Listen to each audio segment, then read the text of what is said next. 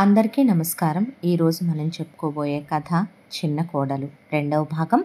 కథలోకి వెళ్ళబోయే ముందు మీరు కనుక మన ఛానల్ని ఫస్ట్ టైం చూస్తున్నట్లయితే తప్పకుండా మన ఛానల్ని లైక్ చేయండి, షేర్ చేయండి, సబ్స్క్రైబ్ చేయండి, బెల్ ఐకాన్ క్లిక్ చేసి ఆల్ అనే బటన్ని ప్రెస్ చేయడం మర్చిపోకండి. కథని ఎక్కడ స్కిప్ చేయకుండా వినండి. మరి కథలోకి వెళ్ళిపోదామా? దీని ముందు భాగం మీరు వినకపోతే ఆల్రెడీ అప్లోడ్ చేసే ఉంది. కథ చాలా బాగుంటుంది, మిస్ అవ్వకండి. అది విని ఇది వినండి, ఇంకా బాగా క్లియర్గా మీకు అర్థమవుతుంది. మరి ఆలస్యం చేయకుండా కథలోకి వెళ్ళిపోదామా? పడేసరికి వెంటనే రవికి ఫోన్ చేసి డాక్టర్లకు ఫోన్ చేశారు రఘుపతి వాళ్ళు. ఫోన్ చేస్తే డాక్టర్ గారు వచ్చి, లేదమ్మా, బ్రతికే ఛాన్స్ లేదో, ఇక ఆవిడ నిమిషాల్లో మనిషి, ఏమైనా మాట్లాడుకోవాలంటే వెళ్ళి మాట్లాడుకోండనే ఆయన బయటకు వచ్చేసేసరికి నిర్మల చెయ్యి ఊపి రవిని పిలిచి మల్లికని పిలిచి ఒకప్పుడు ఆయన నిన్ను చేసుకోవాలి అని రాసుండే పెళ్లి చూపులకి నీ కోసమని వచ్చారు. అనుకోకుండా ఆయన జీవితంలోకి నేను, నా జీవితంలోకి ఆయన రావాలని దేవుడు రాసి మా ఇద్దరికి ముడేశాడు. ఆయన ప్రేమని పూర్తిగా అనుభవించే రాత ఈ జన్మకి దేవుడు నాకు ఇవ్వలేదేమో. మా ఇద్దరి ప్రేమకి గుర్తుగా ప్రత్యక్ష దైవమైన ఆ సూర్య భగవానుడి పేరు పెట్టుకున్నాను, నా ఆదిత్యకే. వీడిని మీరు ఎవరు ఏ బయట అమ్మాయిని పెళ్లి చేసుకున్నా తల్లిలా చూడదో, అందుకే మల్లిక నువ్వు వారిని వివాహం చేసుకుంటావా అనేసరికి, పిచ్చిదానా, నువ్వే లేకపోయిన తర్వాత నేను ఇంకో పెళ్లి చేసుకుంటానని ఎవరు చెప్పారు నీకు? అసలు ఇప్పుడు నువ్వు పోతున్నావని ఎవరన్నారో? మీ పిచ్చి కాకపోతే నేను బ్రతకనని నాకు తెలుస్తుందండి. ఇది మా అన్నయ్య జీవితం దగ్గర మొదలైందే. మా అన్నయ్య బ్రతికే పతనమైపోయింది. నా తల్లిదండ్రులు పోయారో, నేను పోవటంతోనే బహుశా ఈ సమస్య ముగిసిపోద్దేమో. అత్తయ్య మావయ్య ఆయన చేసుకోననే అంటారో. మీరు ఇది నా ఆఖరి కోరిక, నా ఆఖరి మాటగా భావించే పోతూ నేను మీ అందరినీ అడుగుతున్న మాటగా భావించే మల్లికని వారికిచ్చి వివాహం చేయండి. మల్లిక బాబుని బాగా చూసుకో. ఏమండి, వాడు మనిద్దరి ప్రేమకి గుర్తు. మీరు నా జ్ఞాపకాలతో మీ ఆరోగ్యం పాడు చేసుకోవద్దు, పిచ్చి పనులు చేసే బాబు జాగ్రత్త అంటూనే ప్రాణాలు వదిలేసిందే. కోడలు అలా పోవటం చూసినటువంటి నిర్మల అసలు అలా ఎలా పోయింది అనే దాంతో రఘుపతి మహేశ్వరి కూర్చుండిపోయారు. రవికాంత్ గుండె బద్దలైపోయేటట్టు ఏడ్చాడు. ఆ తర్వాత ఆవిడ అంత్యక్రియలు పూర్తయిపోయినాయి. ఆ తర్వాత ఇక మల్లిక ఇంట్లోనే ఉండిపోయి, అత్తయ్య మీరు దిగుల్లో ఉన్నారు, బాబుని నేను చూసుకుంటాను, ఇటు ఇవ్వండి అనే పిల్లాడిని దగ్గరికి తీసుకొని పిల్లాడికి పాలు పట్టించటం, స్నానం చేయటం అవన్నీ మల్లిక చేస్తూ ఉంటే, అమ్మాయి కొన్నాళ్ళు ఉంటుందిలేమ్మా అని మల్లిక వాళ్ళ పేరెంట్స్ వెళ్ళిపోయారు. రవికాంత్ ఆ తర్వాత విపరీతమైనటువంటి తాగుడికి అలవాటు పడిపోయాడు. ఏమిటి నాయనా ఇదంతా, నువ్వు మల్లికని పెళ్లి చేసుకోవాలి, నిర్మల ఆఖరి కోరిక అదే కదయ్యా అనేసరికి, అమ్మ మీకేమైనా తలకాయ ఉందా? చనిపోయినది పిచ్చి మాటలు మాట్లాడిపోయిందని అది పోతే నేను బ్రతుకుతాననుకుంటున్నారా? నాకు అసలు బ్రతకాలని లేదు. బ్రతికినా నా బాబు కోసం నేను బ్రతుకుతాను, కానీ నాకు అసలు ఆవిడ్ని పెళ్లి చేసుకోవాలని ఆవిడ మీద నాకు ఆ ఉద్దేశమే లేదమ్మా. దయచేసి మీరు నన్ను ఇబ్బంది పెట్టి బాధకి గురి చేయొద్దు అని ఆయన అంటే, కోడలి ఆఖరి కోరిక నువ్వు కాదంటే ఆత్మశాంతి ఉండదు ఆ అమ్మాయికనే. తను పోయి ఎన్నాళ్ళు అయిందమ్మా అంటున్నా ఆయన, మీ అమ్మాయిని మీరు తీసుకెళ్ళిపోండి, నేను మీ అమ్మాయిని వివాహం చేసుకోలేను అంటే, అక్క ఇచ్చిన మాట కోసమైనా మీరు నన్ను వివాహం ఆడాలి. నేను నిన్ను పెళ్లి చేసుకున్నా నిన్ను నేను భార్యగా స్వీకరించలేను. జీవితంలో నేను నిన్ను తాకటం జరగదు. నువ్వు ఉండగలవా అలా అనేసరికి, పర్వాలేదు, మీ మనసు మారే క్షణం వరకే నేను వెయిట్ చేయగలను, నేను ఎదురు చూడగలను అని మల్లిక అన్న తర్వాత, చేసుకో బాబు, పోయినా మా నిర్మల ఆత్మ శాంతిస్తుంది అని మల్లిక వాళ్ళ అమ్మ నాన్నలు కూడా అన్న తరువాత ఇక ఆయన వినకపోయేసరికి, మేము చస్తామని బెదిరించి మేము కూడా లేకుండా పోతాము, పిల్లాడికి తల్లి అవసరం ఉంది, ఈ ఇంటికి ఇల్లాల అవసరం ఉంది అని చెప్పి ఆయనకి బలవంతంగా మల్లికనిచ్చి పెళ్లి జరిపించారు. ఆ తర్వాత కూడా ఆయన తప్పతాగి పడిపోవటం తప్ప మల్లికని ఆయన పట్టించుకున్నదే లేదు. ఆ తర్వాత ఒక రోజున ఆయన విపరీతంగా తాగేసే, నువ్వు తాగితే నాకు నచ్చదు, నువ్వు తాగితే నేను నిన్ను మాన్పించుకోగలను అని పెళ్లికి ముందు నిర్మల అన్న మాటలు గుర్తొచ్చే ఇప్పుడు నేను తాగుతున్నాను, నా తాగుడు మాన్పించటానికి నువ్వు రావా అని ఆవిడ ఫోటో చూస్తూ ఆయన ఏడుస్తూ ఉండగా అదే మత్తులో ఉన్నటువంటి ఆయన మల్లిక ముఖంలో నిర్మల కనిపించడం, మల్లిక దానికి తోడు తెల్లగా పువ్వులు పట్టుకొని చీర కట్టుకొని ఉండటం, ఆయన్ని మీదకు లాక్కోవటంతో ఆయన నిర్మలే అనుకొని మల్లికని ఆవిడ ఒంటి మీద చెయ్యేశాడు. తెల్లారి మీరు నేను కలిశాము అని చెప్తే నేను నీ ఒంటి మీద చెయ్యేశానా, అది జరిగే పనేనా అంటే అదేమన్నమాటరా అనేసరికి ఏమోనమ్మా నిర్మల కనిపించిందేమో తన ముఖంలో అనేసి ఆయన లేచి వెళ్ళిపోయాక మల్లిక 3 నెలలకి నేను గర్భవతినయ్యానని చెప్పింది. ఆ తర్వాత 9 నెలలకే మల్లికకి కూడా ఒక కొడుకు పుట్టాడు. పుట్టిన తర్వాత ఆదిత్యకి అప్పుడప్పుడే మాటలు వస్తున్నాయి. ఆదిత్యని రవి ఒళ్ళో కూర్చోబెట్టి రఘుపతి మహేశ్వరి ఇలా ఎంతకాలం ఉంటావో, పిల్లాడు పెద్దవాడవుతున్నాడు, నాన్న నాన్న అంటున్నాడు నిన్ను, రేపొద్దున వాడు నిన్ను చూసి ఎలా తయారవ్వాలి, తాగాల, నిన్ను చూసి ఎలా తయారవ్వాలి, గతాన్ని తలుచుకొని పిచ్చోళ్లాగా నువ్వు మారిపోయినట్టు వాడు మారిపోవాలా, పిల్లాడి బాధ్యత నీకు అప్పచెప్పిపోయింది నిర్మల, వాణ్ణి మీ ప్రేమకి గుర్తుగా పెంచమందే, ఇదేనా నువ్వు తండ్రిగా చెయ్యాల్సిన పని, వాడి కోసమైనా నువ్వు తాగుడు మానవా అన్న తర్వాత ఆయన మానేస్తాను, నా బాబు కోసం మానేస్తాను నాన్న, నీ మీద ఒట్టు, మళ్ళీ నాన్న తాగడ్రా అని బాబుని దగ్గరికి తీసుకొని ముద్దాడుతూ గుండెల మీద వేసుకునేసరికి ఇక దాన్ని కూడా దగ్గరికి తీరా, పిల్లాన్ని కన్నది కదా నీకే అనేసరికి పర్వాలేదులేమ్మా ఇంట్లో ఉంటుందిగా ఉండనివ్వండి అనేసి ఆయన అది కాదు నాన్న ఇంక ఇబ్బంది పెట్టొద్దమ్మా మీరు అనేసేసరికి మీ ఇష్టం అండి అంటే అనేసాడు ఆయన. ఆ తర్వాత రఘుపతి మహేశ్వరి అమ్మాయి పిల్లాడినే నువ్వు సవితి పిల్లాళ్ళ కాకుండా నీ పిల్లాళ్ళ చూసుకోవాలి, వినపడుతుందా, మేము ఊళ్ళో పనులున్నాయి వెళుతున్నాం, మేము మళ్ళీ వస్తాం అని వాళ్ళు అక్కడ ఉన్న స్థలం డెవలప్మెంట్కి ఇవ్వటానికని చెప్పి ఏదో మాటలు మాట్లాడుకోవటానికి వాళ్ళు ఊరు వెళ్ళిపోయారు. వెళ్ళిపోయిన తర్వాత రవికాంత్ అసలు మల్లిక గదిలోనే ఆయన పడుకునేవాడు కాదు, ఆయన వేరే గదిలో బాబుని గుండెల మీద వేసుకొని పడుకునేవాడు. మల్లిక టిఫిన్ వడ్డించమంటారా, భోజనం వడ్డించమంటారా, అంతకు మించి ఆయనేం మాట్లాడేవాడు కాదు. తర్వాత ఒక రోజున తెల్ల చీర కట్టుకొని నాకు మీరు కావాలనిపిస్తున్నారండి, రండి గదిలోకి, నేను తట్టుకోలేకపోతున్నాను కోరికలు అనేసరికి ఆయన ఇప్పుడు ఈవిడి మెళ్ళలో నేను తాళి కట్టాను, ఈవిడికి శారీరక కోరికలు వస్తున్నాయి, ఇప్పుడు నేను ఈవిడికి కోరికలు తీర్చాలి అని వెళ్ళి ఒకసారి ఆవిడ ఒంటి మీద చెయ్యేసి అది కాదండి అంటున్నా నేను వెళ్తున్నాను అని లేచి వెళ్ళి ఆయన స్నానం చేసి బాబుని ఆయన మీద పడుకోబెట్టుకొని వేరే గదిలో పడుకునేవాడు. నా జీవితం ఏంటో ఇలా అయిపోయింది నిర్మల, నువ్వు ఉండగా పడకటింటి కాపురం రాత్రంతా చేస్తానని మాటిచ్చే 10 సార్లు మన ఇద్దరం కలిసినా చాలనిపించేది కాదు నీతో సంగమో నీ సాంగత్యం, కానీ ఎందుకో నా శరీరం నాకే నా మీద నాకు అసహ్యం కలిగేలా చేస్తోంది అని బాబు రామ్మ అని బాబుని పడుకోబెట్టుకొని ఆయన పడుకునేవాడు. ఇలా రోజులు గడిచిపోతూ ఉండగా ఒకరోజు మల్లికకి రవికాంత్కి పెళ్లి రోజు.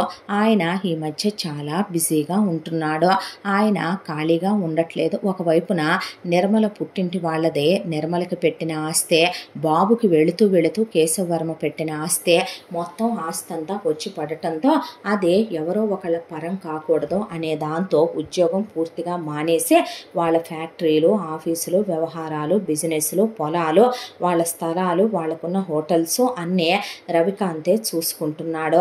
అలా ఆయన ఈ మధ్య చాలా బిజీగా ఉంటున్నాడు. అయితే ఆ రోజున మల్లిక తెల్ల చీర కట్టుకొని మల్లెపూలు పెట్టుకొని ముస్తాబయ్యి ఉండేసరికి పిల్లాడు చిన్నోడు కావటంతో ఆదిత్య మల్లిక తల్లో పూలు లాగాడు. లాగేసరికి అది చూసిన రఘుపతి మహేశ్వరి అప్పుడే లోపలికి వస్తూ ఉండగా మల్లిక చెల్లుమని బాబు చెంప మీద కొట్టి ఒక తోపు తోసేసింది పిల్లాడినే. తోసేసరికి మహేశ్వరి పరిగెత్తుకుంటూ వచ్చి పిల్లాడిని ఎత్తుకొని పిల్లాడు అన్నుబట్టిపోయేసరికి రఘుపతి గుండెక్కిళ్ళు వచ్చేసేపాటికి పిల్లాడిని ఎత్తుకొని గబగబా హాస్పిటల్కి తీసుకొచ్చి నువ్వు మనిషివా పశువ్వా, ఏం జన్మెత్తావే నువ్వు, అవునులే వాడు నీ కొడుకు కాదు కదా, సవతి కొడుకు కదా, కాబట్టే ఒళ్ళు కొవ్వెక్కి ఒళ్ళు బలిసి పోతూ పోతూ నా కోడలు ముష్టేసిన తాళి నా కొడుకు నీ మెళ్ళో కట్టిందే. దాని కొడుకుని నువ్వు కొడుకులా చూసుకోలేనప్పుడు నీ కొడుక్కి ఈ అష్టైశ్వర్యాలు అనుభవించే హక్కు ఎక్కడిదే, నీకెక్కడదే. రాని ఇప్పటికిప్పుడు మా రవికి నీ బ్రతుకేంటో మొత్తం చెప్తాను. నువ్వు ఎన్ని నాటకాలు వేస్తున్నావో, మేము లేనప్పుడు బాబుని నువ్వు సవతి తల్లిలాగా, మేమున్నప్పుడు మా ముందు డ్రామాలు వేస్తున్నావు అనే పాటికి క్షమించండి అత్తగారు. ఆశపడి ఈరోజు పెళ్లి రోజనే తెల్ల చీర కట్టుకొని మల్లెపూలు పెట్టుకున్నాను వారు వస్తారనే. బాబు అలా లాగేసరికి నా కొడుకే అయినా క్రమశిక్షణ గురించి ఏదో ఒక దెబ్బ వాడినేలా వేసేదాన్నో మనోహర్నే అలాగే ఆదిత్యని కూడా ఒక దెబ్బ వేశానే తప్ప తప్పు ఉద్దేశంతో నేను కొట్టలేదండి అనేసరికి నోరు మొయ్ చాలేగానే అని వాళ్ళు బాబుని దగ్గరికి తీసుకున్న తర్వాత కాసేపటి వాళ్లకు ఫోన్ వచ్చిందే, అర్జెంటుగా మీరు ఊరికి రావాలి, లేదంటే కనుక ఇక్కడ ఆస్తి వ్యవహారాలు కొంచెం తేడాగా ఉన్నాయని. వెంటనే వాళ్ళు కారులో రిటర్న్ బయలుదేరారు. బయలుదేరిన వాళ్ళు చాలా పెద్ద రోడ్ యాక్సిడెంట్ అయ్యి స్పాట్లోనే కారంతా క్రష్ అయిపోయి చనిపోయారు. వాళ్ళ శవాల్ని తీసుకొచ్చి గుమ్మం ముందు పడుకోబెడితే మల్లిక జుట్టంతా పీకేసుకొని తలంతా కొట్టేసుకొని వెక్కిళ్ళు పెట్టి ఏడ్చి పోయిన అత్తమామగారులకి నా వల్లే ఆత్మశాంతి లేకుండా పోద్దేమో అనేసరికి ఏ అన్నాడు రవికాంత్. ఏమీ లేదండి, నేను ఇలా రెడీ అయ్యాను, బాబు ఇలా వచ్చి పూలు లాగేసరికి ఏదో కన్న తల్లిని అనే చనువుతో చిన్నోడిని ఎలాగో ఒకటేస్తానో పెద్దోడిని అలాగే ఒకటేసాను. వేసేసరికి అత్తయ్య మామయ్యకి చాలా కోపం వచ్చింది. బాబు మీద ప్రేమతోనే వాళ్ళు ఆవేశంగా వెళ్ళారు, దాంతోనే ఇలా జరిగిందే. పోయిన వాళ్ళ ఆత్మ బాబు చుట్టూనే తిరుగుతూ ఉంటదే. బాబు అంటే అత్తయ్య గారికి మామయ్య గారికి ఎంత ఇష్టమో, పోయేటప్పుడు వాళ్ళ మనసు నేను కష్టపెట్టిన పాపిష్టి దాన్ని అనేసరికి తల్లిలా కొట్టానన్నావు కాబట్టి నేను నిన్ను కొట్టకుండా నరక్కుండా చంపకుండా వదిలేస్తున్నాను. నువ్వు ఇంకొకసారి బాబు ఒంటి మీద చెయ్యేస్తే మాత్రం నిన్ను నేను ప్రాణాలతో వదలనని గుర్తుపెట్టుకో. ఇలాంటి నాకు నచ్చవో. నువ్వు బాబుని తల్లిలా చూడకపోయినా పర్వాలేదు, కానీ ఇల్లాల్లా ప్రవర్తించు, వెలయాల్లా కాదు అనేసి ఆయన తల్లిదండ్రులకి అంత్యక్రియలు దశదిన కర్మకాండలు పూర్తి చేయించాడు. అయిపోయిన తరువాత ఇద్దరివి అప్పటికే గదులు వేరయ్యి మంచాలు వేరైపోయినా రండి, నాకు మీ మీద ఆశ కలుగుతుందండి అంటే, కానీ నాకు కలగట్లేదు. ఇంకా ఏంటి, పెళ్ళయ్యే 3 సంవత్సరాలు అయిపోయిందే, బాబు కూడా పుట్టేశాడు, ఇంకా ఏంటి, ఇంకా పిల్లలు వద్దా మనకే, నేను ఆపరేషన్ చేయించేసుకున్నానుగా అనే పాటికి గుండె ఆగిపోయింది మల్లికకి. ఆ తర్వాత ఇక మల్లికకి ఒక కొడుకే అయిపోయాడు మనోహర్. అయిపోయిన తర్వాత ఆయన నాకు కోరికలు కలుగుతున్నాయి, పగల్లో నేను ఉండలేకపోతున్నాను, నా ఒంట్లో సెగలు రేగుతున్నాయి, ఈ రోజైనా రండి, అప్పుడప్పుడైనా గుర్తుపెట్టుకోండి, నా ఒంటి మీద చెయ్యండి అంటే ఎప్పుడో 6 నెలలకోసారి సంవత్సరానికోసారి ఇక మీ కాళ్ళు పట్టుకుంటాను అన్నప్పుడు ఆయన గదిలోకి వెళ్ళి రావటమే తప్ప వాళ్ళిద్దరి మధ్య శారీరక కలయికలు కూడా పూర్తిగా తగ్గిపోయి ఆదిత్య 5 ఏళ్ల పిల్లాడయ్యాడు. ఆ తర్వాత ఒక రోజున ఆడుకుంటున్న ఆదిత్యని కన్నా హిట్రా అని రవికాంత్ తీసుకొని ఒళ్ళో కూర్చోబెట్టుకొని పెద్ద ఆల్బమ్ ఒకటే పని వాళ్ళని తెమ్మంటే తీసుకొస్తే ఆల్బమ్ ఓపెన్ చేసి, చూడమ్మా మల్లిక నీ తల్లి కాదు, మల్లిక నీ పిన్ని అనేసరికి పిల్లాడికి చాలా గ్రాస్పింగ్ పవర్ ఎక్కువ, చాలా తెలివైన వాడు, చాలా షార్ప్ మైండెడ్, ఆ వయసు పిల్లల్లాగా అస్సలు ఉండడు ఆదిత్య. దాంతో పిల్లాడిని ఒళ్ళో కూర్చోబెట్టుకొని, మీ తాతగారు ఈయన రఘుపతి వర్మ, మీ నానమ్మ ఈవిడ మహేశ్వరీదేవి, నేను రవికాంత్ వర్మ, మీ అమ్మ పేరు నిర్మలాదేవి, అదిగో నిలువెత్తు ప్రేమకి రూపంలా ఫోటోలో ఉందే తను మీ అమ్మ, మీ తాతగారు భాస్కర వర్మ గారు ఈయన, మీ అమ్మమ్మ గౌరీదేవి గారు, మీ మామయ్య కేశవ వర్మ, వారు లేరు ఇప్పుడు, హిమాలయాలకు వెళ్ళిపోయారు. ఈ ఆస్తి మొత్తం నీది నాన్న, ఈ ఆస్తి అంతా మాది కాదు, ఈ ఆస్తి మొత్తం నీకే, ఎప్పటికైనా నేను ఈ ఆస్తికి నీకోసం కాపలా కాసే ఒక సైనికుణ్ణే, నిన్ను మహారాజుని చేసి నీ పక్కన మహారాణిని కూర్చోబెట్టి ఈ ఆస్తి అంతా నీకే అప్పగిస్తాను. తమ్ముడికి నాకు పుట్టినందుకు తాత నానమ్మ వెళుతూ వాళ్ళు నాకు ఇచ్చిన 10 ఎకరాల పొలం 10 కోట్లయిందే, నానమ్మ పొలం ఒక 3 కోట్లయిందే, డెవలప్మెంట్కి ఇచ్చిన చోట ఒక 10 కోట్లు క్యాష్ వచ్చిందే. ఇవన్నీ కలిపి నేను వాడికి అప్పచెప్తాను. వాడు వాడి స్వశక్తితో స్వకష్టంతో పైకొస్తాడు, లేదా ఏ అబ్రాడ్ వెళ్ళి సెటిల్ అవుతాడు. ఈవిడ మీ అమ్మ కాదు.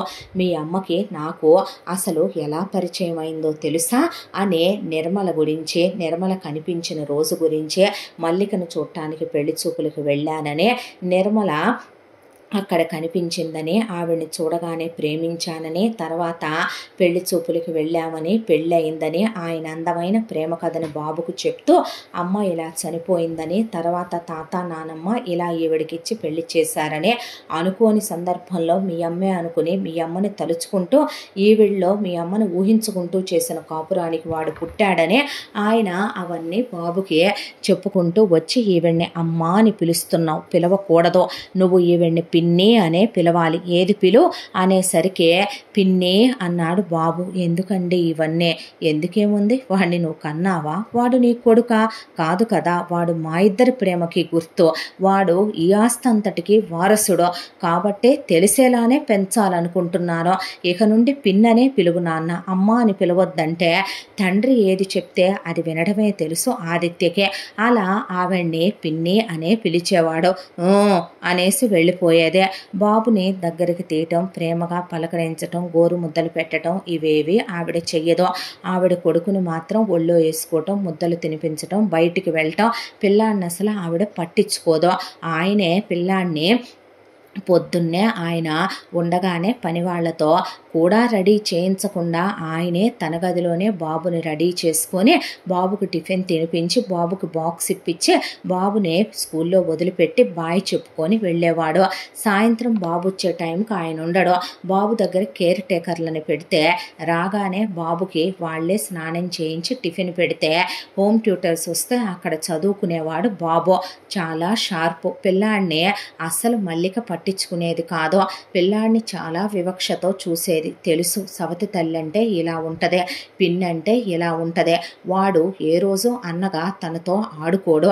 వాడు ఒక్కడు వాళ్ళమ్మతో ఆడుకోవటం, ప్లే స్టేషన్లకు వెళ్ళటం, పిన్ని ఎప్పుడు చూసినా షాపింగులనే, పిన్ని ఎప్పుడు చూసినా సినిమాలు షికార్లని, వాళ్ళ పుట్టింటి వాళ్ళు వస్తే వాళ్ళని వేసుకొని తిరుగుతూ ఉంటది. పిల్లాడినే బాగున్నాడా బాగోలేదా అని పట్టించుకోదు. నాన్నగారు వ్యాపారం పని మీద బిజీగా ఉన్నా రాత్రి ఏ టైంకి వచ్చినా ఆయన పిల్లాడిని లేపుకొని అన్నం పెట్టుకొని గుండెల మీద వేసుకొని పిల్లాడినే రోజు ఆయన ప్రేమ కథని ఒక అందమైన కాలం రాసిన చందమామ కథలా బాబుకు చెప్పుకుంటూ పెంచుకుంటూ వస్తున్నాడు రవికాంత్. ఇలా కాలచక్ర ప్రవాహంలో రోజులు గడిచిపోతూ ఆ ఉండే ఇంట్లో ఉండటం వల్ల ఇల్లు చిన్నదిగా ఉంది. ఒకటి నిర్మల జ్ఞాపకాలు. ఎన్నాళ్ళు ఆయన అనుభవించి బాధపడ్డాడో ఆ ఇంటిని వాళ్ళ జ్ఞాపకంగా అలా ఉంచేసి ఆ ఇంటికి ఒక సూపర్వైజర్ని, ఒక తోటమాలిని, ఒక సెక్యూరిటీని పెట్టి వేరే చోట ఒక పెద్ద స్థలం తీసుకొని మహల్ లాంటి ఇల్లు కట్టించాడో. ఇప్పుడు ప్రస్తుతం వాళ్ళు ఉంటోంది ఆ మహల్ లాంటి ఇంట్లోనే.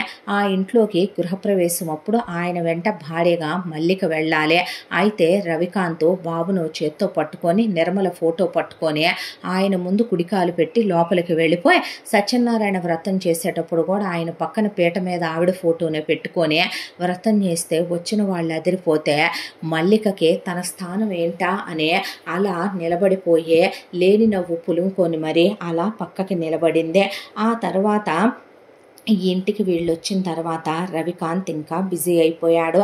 బాబు కోసమని ఉన్న వ్యాపారాన్ని అంచెలంచెలుగా విస్తారంలా ఎదిగేలా చేస్తూ ఎంతెంతై ఒటుడింతై అన్నట్టుగా ఒకవైపున వ్యాపారాన్ని నేషనల్ ఇంటర్నేషనల్ స్థాయికి వ్యాపారాన్ని పెంచుతూ ఆయన పిల్లాడికి చాలా సెక్యూర్డ్గా ఉండేటటువంటి 4 కేర్ టేకర్లను అపాయింట్ చేసి పిల్లాడి మీద ఈగవాలినా మీ ప్రాణాలు తీసేస్తానని చెప్పి పిల్లాడి బాధ్యతలు అస్సలు ఆయన మల్లికకు అప్పచెప్పేవాడు కాదు. ఎప్పటికప్పుడు ఫోన్లో, వీడియో కాల్స్లో, కంప్యూటర్లో పిల్లాడిని చూసుకుంటూ ఇంట్లో ఎక్కడికక్కడ జాగ్రత్తగా ఆయన కేర్ టేకర్లను పెట్టి నమ్మకమైన మనుషులకి లక్షల్లో జీతాలు ఇస్తూ బాబుని చాలా జాగ్రత్తగా చూసుకుంటూ ఆయన ఒకవైపున వ్యాపారం కోసమని తిరగాల్సి వచ్చేదే. బాబు ఇంత దాంట్లో కూడా పిన్ని పలకరించదు, తమ్ముడు ఆడుకోడు, నాన్న ఉండరు, కేర్ టేకర్లు ఏమన్నా కావాలంటే చూసుకుంటారు. కానీ తనకి అమ్మ ప్రేమ ఎవరిస్తారు, నాన్న ప్రేమ ఎవరిస్తారు? నాన్న ప్రేమ నాన్న ఉన్నప్పుడు నాన్న ఇస్తున్నాడు, కానీ అమ్మ ప్రేమ లేదే తనకి అనే ఒక్కడే టెర్రస్ మీదకి వెళ్ళి అలా కూర్చొని చుట్టూ నేచర్ చూస్తూ ఉండేవాడు. ఇప్పుడు ఆదిత్యకి 9 ఏళ్ల వయసు. అలా టెర్రస్ మీద ఆడుకుంటున్న ఆదిత్యకి ఎదురుగా ఒక చిన్న ఇల్లు, ఆ ఇంట్లో ఒక అమ్మ నాన్న చిన్న పాప కనిపించారు. తనెప్పుడు తన దృష్టి అటువైపు వెళ్ళేలా చూసింది లేదు. ఈరోజు ఎందుకో ఇంట్రెస్టింగ్గా అనిపించి అలా తలపెట్టి చూస్తూ కూర్చున్నాడు. ఆ ఇంట్లో అమ్మ నాన్న, వాళ్ళకి ఒక చిన్న బండి, పాపని ఆయన ఎత్తుకొని ఆడిస్తున్నాడు. పాపకు ఒక 5 ఏళ్ల వయసు ఉంటుంది. తన తమ్ముడి కన్నా కూడా చిన్నది ఆ అమ్మాయే. అయితే వాళ్ళమ్మ సంధ్య సంధ్య అని పిలుస్తుంటే అప్పుడే మొట్టమొదటిసారే నేను నా సంధ్యని చూడటం, నా సంధ్య గొంతు నేను వినడం అని మళ్ళీ ఆదిత్య చేతి నుండి అలా బ్లడ్ కారిపోతూ ఆదిత్య ఒక్కసారి గతంలో నుంచే ప్రత్యక్షంలోకి వచ్చే సంధ్య అనే మళ్ళీ అపస్మారకంలోకి గతంలోకి జారిపోయాడు. ఆ తర్వాత ఆ ఇంట్లో వాళ్ళ అమ్మ నాన్న, వాళ్ళ నాన్నదేదో చిన్న ఉద్యోగం అనుకుంటా, వాళ్ళమ్మ మిషన్ కుట్టుకుంటూ ఇంట్లోనే ఉండేదే. ఆ పాప చాలా ముద్దుగా చాలా అందంగా ఉండేదే. ఆ పాపని చాలా ప్రేమగా వాళ్ళమ్మ నాన్న చూసుకునేవాళ్ళు. వాళ్ళమ్మని వాళ్ళ నాన్న వసంత అని పిలుస్తుంటే, వాళ్ళ నాన్నని బయట వాళ్ళెవరో నాగేశ్వరరావు అని పిలుస్తుంటే, ఓహో సంధ్య వాళ్ళమ్మ పేరు వసంత, సంధ్య వాళ్ళ నాన్న పేరు నాగేశ్వరరావు అని రోజు వాళ్ళనే గమనించటం ఆదిత్యకి ఒక అలవాటుగా మారిపోయింది. ఆ తరువాత రోజులు గడిచిపోతూ ఒక రోజున సంధ్యకి వాళ్ళ నాన్న బలూన్స్ కొనిపెడితే ఆ బలూన్స్ సంధ్య గట్టిగా పట్టుకోక ఎగిరిపోయేసరికి అయ్యయ్యో అనే నా బలూన్స్ అని సంధ్య ఏడుస్తుంటే అయ్యే ఆదిత్య వాళ్ళ డాబా మీదకి వచ్చి ఆదిత్య చేతికి దొరికినాయి. అవి పట్టుకొని కిందకి తీసుకెళ్ళి అలా సంధ్యకి ఇస్తే థ్యాంక్స్ చెప్పు అంది సంధ్య వాళ్ళ అమ్మ. అనేసరికి థ్యాంక్ యూ అంది సంధ్య. అనేసరికి ఎంత క్యూట్గా అనిపించిందో అది ఆ రోజు చెప్పిన ఆ థ్యాంక్స్. ముద్దొచ్చిందని బుగ్గలు పుణికి ఆ తర్వాత రోజు 2 రోజులకు ఒకసారి హాయ్ అని సంధ్యని పలకరించి వస్తూ వెళుతూ సంధ్యకి చాక్లెట్ ఇచ్చేవాడు. అలా ఆదిత్య కలిగినింటి బిడ్డ, డబ్బున్న వాళ్ళ పిల్లాడు. ఆ పెద్ద భవంతిలో నుంచి వచ్చి పాప ముద్దొచ్చింది అనుకుంటా దాన్ని చూసి చాక్లెట్ ఇస్తున్నాడు అనే చాలా సంస్కారంగా పలకరించేవాళ్ళు వసంత నాగేశ్వరరావు. ఇలా రోజులు గడిచిపోతూ సంధ్య స్కూల్కి వెళ్ళటం మొదలుపెట్టిందే. సంధ్య 4ంటికి స్కూల్ నుంచి వచ్చేస్తుంది. సంధ్య వచ్చిందాకా అలా ఆదిత్య చూస్తూ కూర్చొని ఇదివరకు తన ట్యూషను కింద హాల్లో ఉండేదాన్ని టెర్రస్ మీదకి మార్పించుకున్నాడు. ఆ తర్వాత డాడీ వచ్చేంత వరకు కూడా ఇక పైనే భోంచేసి పైనే కూర్చుని సంధ్య వాళ్ళ ఇల్లంతా క్లియర్గా కనపడుతుంది ఆదిత్యకి. వాళ్ళ హాలు, వాళ్ళ బెడ్రూమ్స్, వాళ్ళ కిచెను అన్నీ కనపడతాయి. చిన్న ఇల్లు కదా, వాళ్ళ పెరడు అన్నీ కనిపిస్తాయి. దాంతో ఆ ఇంట్లోకి అలా చూస్తూ కూర్చునేవాడు. సంధ్య ఆడుకోవటం, సంధ్య పరుగులు పెట్టడం, ఇలా రోజులు నెలలు గడిచిపోతూ మధ్య మధ్యలో రోజు రాత్రికి రవికాంత్ వస్తాడు కాబట్టి ఏమిటి నాన్న పైన మంచులో అంటే, లేదులే డాడీ ఇక్కడే ప్రశాంతంగా ఉంది అంటే, వద్దురా ఇంతసేపు మంచులో ఉండకూడదు, అమ్ముంటే ఊరుకునేదా నిన్ను అనే తన రెండో భార్య బాబుని ఎంత పట్టించుకుంటుందో ఆయనకి తెలుసు కాబట్టి కేర్ టేకర్లని కేకలేస్తే బాబు వినట్లేదు, బాబు పైనే ప్రశాంతంగా ఉందంటున్నాడు.